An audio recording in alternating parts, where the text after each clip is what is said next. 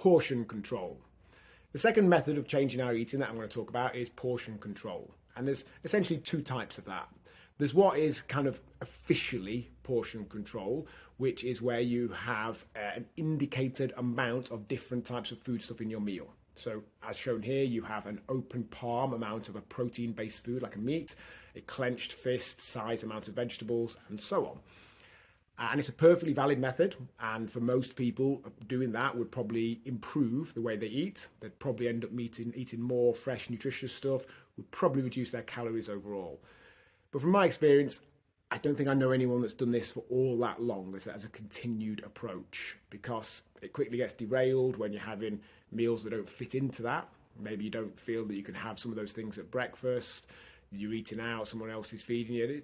It kind of falls apart a little bit. Doesn't mean it wouldn't work, doesn't mean it can't be something you do for some meals of the day, but from my experience, it has a limited success.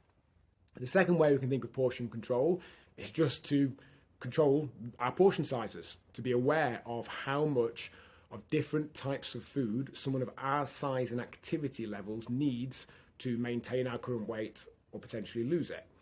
And that often comes from at least a few days of tracking. So I know many people are reluctant to track.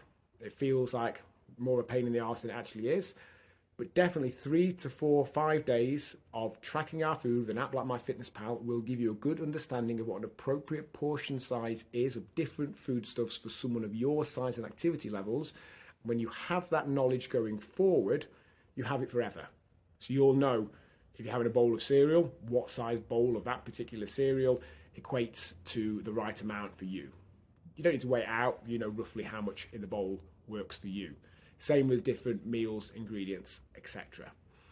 Either way though, ultimately portion control is controlling the amount of something that you have. However you do that, if it leads to an improvement in the way you eat, either by having more fresh nutritious stuff or by reducing your calories, then go for it.